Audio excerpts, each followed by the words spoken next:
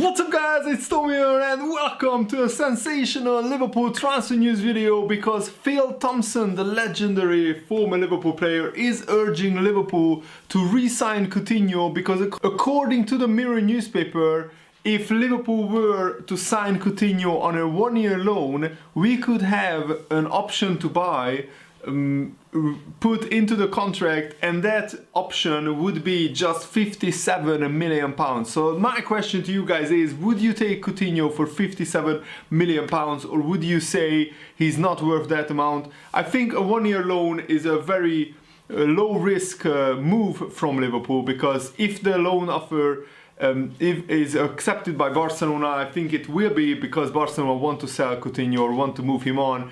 And if Coutinho fails on his one-year loan, which we can just send him back to Barcelona, like Bayern Munich are doing so. Bayern Munich had an option to buy him for £105 million, and no wonder they didn't exercise that option. And this is not an obligation to buy Coutinho, this is an option to buy.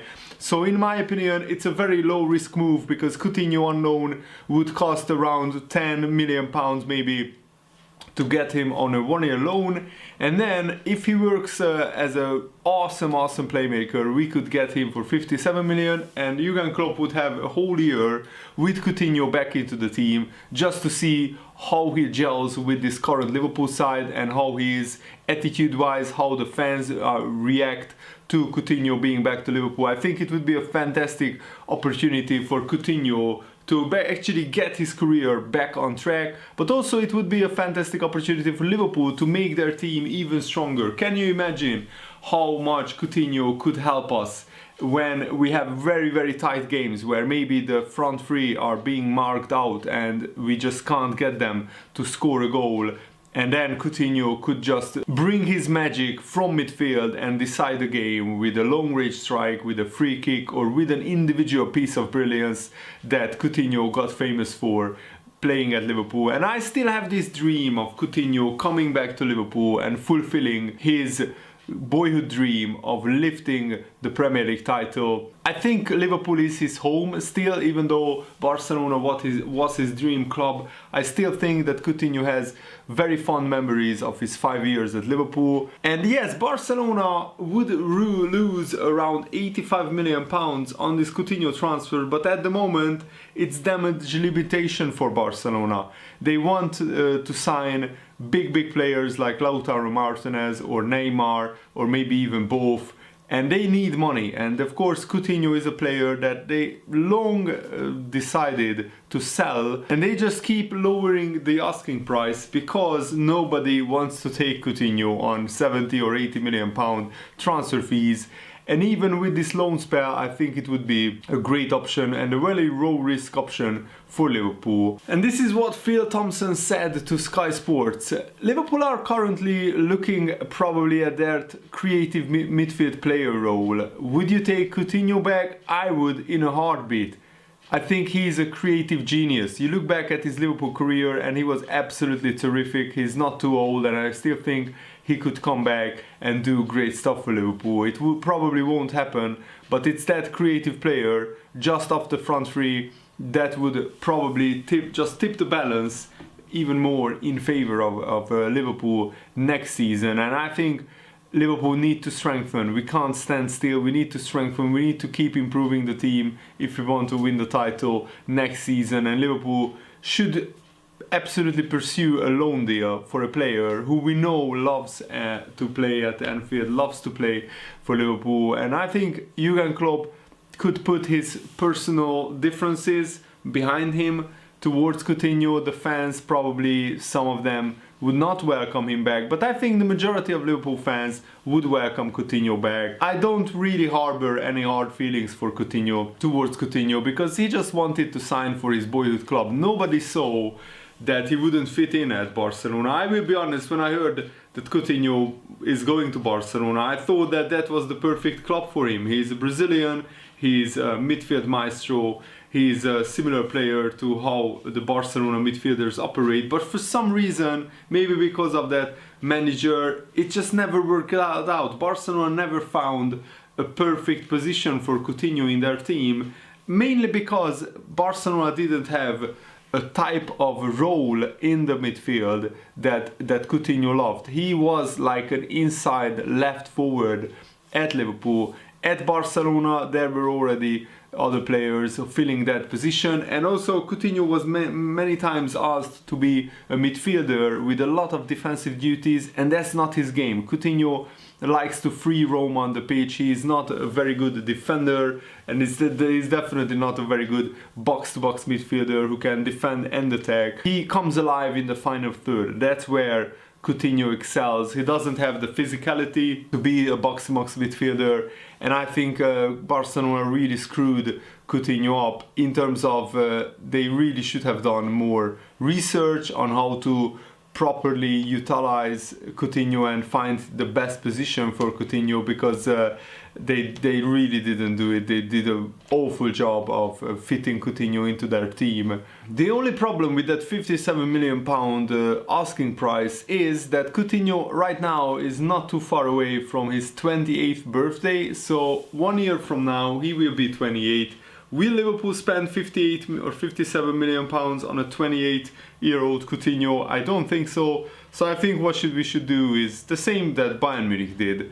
Pay around 5 to 10 million pounds to Barcelona, take Coutinho on a 1 year loan, try to win the Premier League again, basically fulfill Coutinho's unfinished business of winning the Premier League title at Anfield, and then send him back to Barcelona, and then it's not our problem anymore.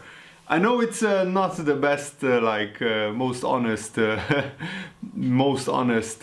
transfer business from Liverpool, but if we can take advantage of the situation that Barcelona are desperate to move Coutinho on, and not many clubs will take him on. I think if it's only an option to buy and it's not an obligation, so that means if Liverpool don't have to buy him at the end of his loan spell, as I said, it's not high risk. Liverpool probably can afford to spend just 8 to 10 million pounds on a midfield player like Coutinho to get him on a 1 year loan deal. But it all depends on what Jurgen Klopp wants. If Jurgen Klopp thinks that Coutinho would improve our midfield, then I'm all for it. But if he thinks that we already have a lot of goal scoring and creative midfielders, we have Naby, Keita, Oxlade-Chamberlain, they are both injury prone. That's my problem with them.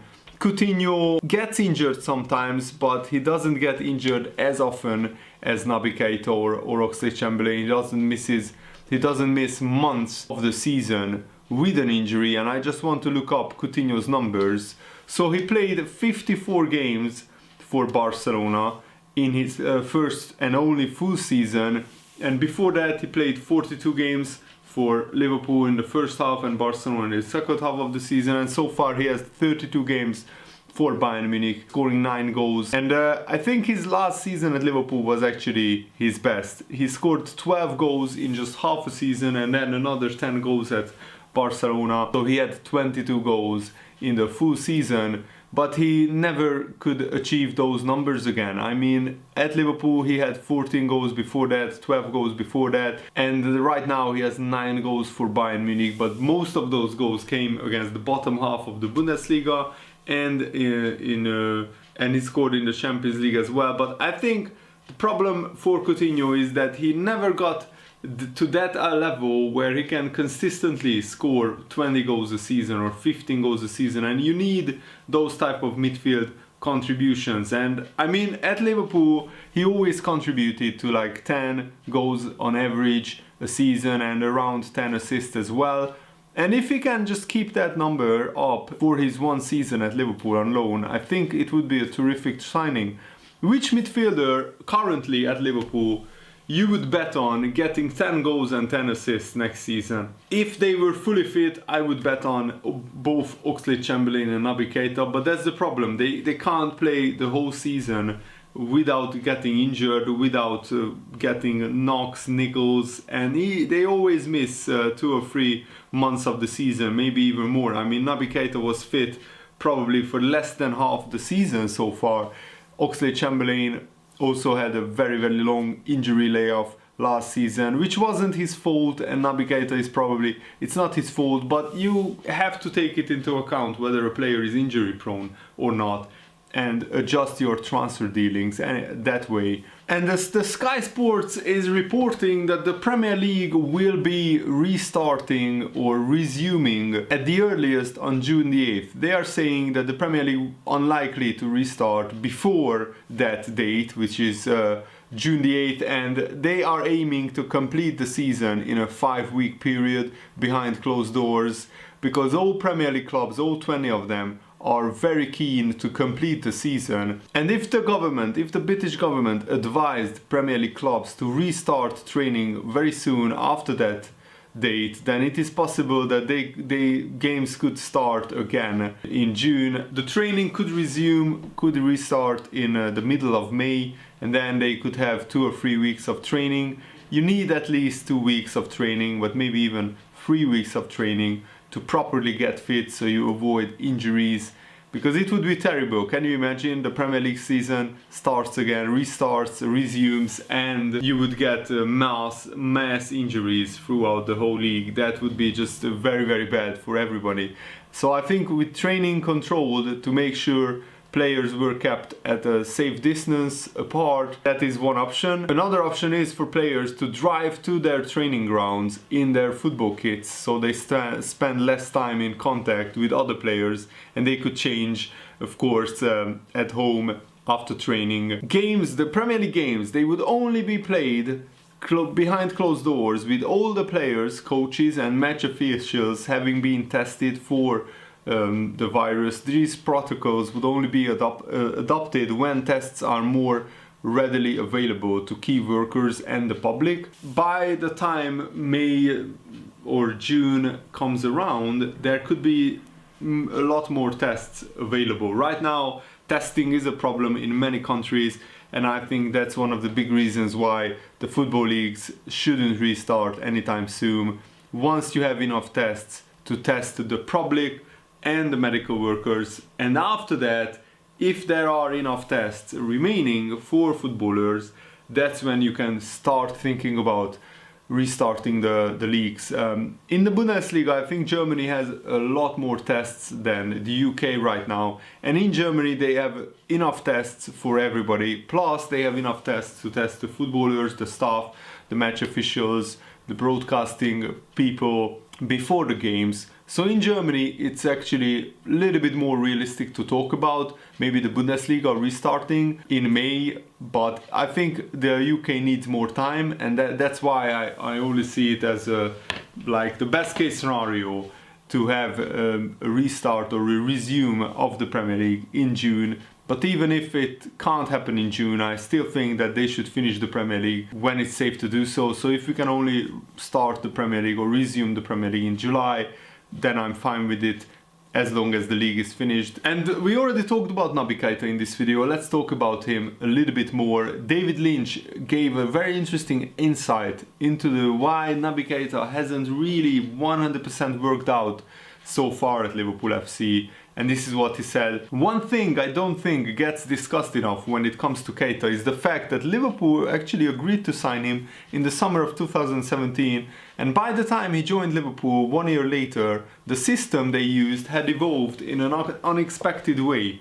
The arrival of Andy Robertson and the huge leaps taken by Alexander-Arnold meant that Klopp had effectively decided that risky defense splitting passes would be made almost exclusively by his fullbacks, while the midfielders would be asked to simply lock down the center of the pitch and provide a platform for that to happen. That is not the job that a forward-thinking player like Naby Keita probably thought he was coming in to do, though it hasn't stopped him having some excellent games since he signed for Liverpool. Of course, if he is to continue to finding his niche in this collection of midfielders, then he will absolutely have to stay fit going forward. Klopp loves the player. He isn't ready to give up on Naby Keita just yet, but there's no getting away from the fact that next season is absolutely massive for Naby Keita.